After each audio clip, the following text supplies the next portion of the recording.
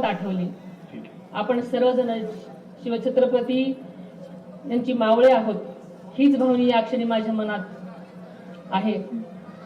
ज्या विचारांवरती आदरणीय दादांनी आयुष्यभर वाटचाल केली, तोच शिवशाहू फुले आंबेडकरांच्या विचारांचा वारसा मी कधीही सोडणार नाही, हा शब्द या पवित्र भूमीमध्ये शिवजयंतीच्या साक्षीनं आज मी तुम्हाला सर्वांना देते।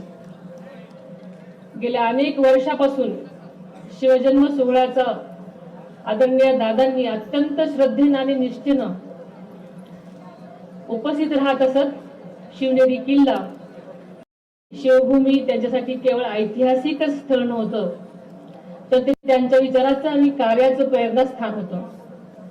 आज ज्या ठिकाणी उभी राहून मी भाषण करते, याच ठिकाणी आदरणीय दादांनी अनेक वेळा छत्रपती शिवाजी महाराजांना वंदन केलेलं आपण सगळ्यांनी पाहिलेलं आहे। स्वराज्याचा संदेश जनतेपर्यंत पोहोचवलेला आहे। या कार्यक्रमाचे संयोजक आणि आदरणीय दादा यांच्या मधला स्नेहाचा धागा अत्यंत अतूट आणि जिव्हाळ्याचा होता, हे आपल्या सगळ्यांना माहिती आहे। तोच स्नेह, तीच परंपरा आणि तो विचार आपण सर्वांनी मिळून यापुढे तितक्याच ताकदीने आणि निष्ठेने जपायचा आहे।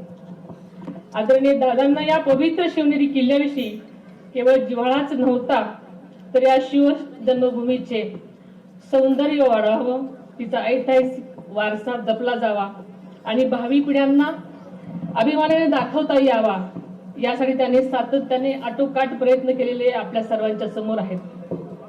त्यांच्या पुढाकारातून शिवनेरी विकास आराखडा साकार झाल्याने या परिसराच्या सर्वांगीण विकासासाठी आवश्यक निधी उपलब्ध करून देण्यात आला। गेल्या वर्षी युनेस्कोच्या जागतिक वारसा यादीमध्ये किल्ले शिवनेरीचा समावेश झाला आहे।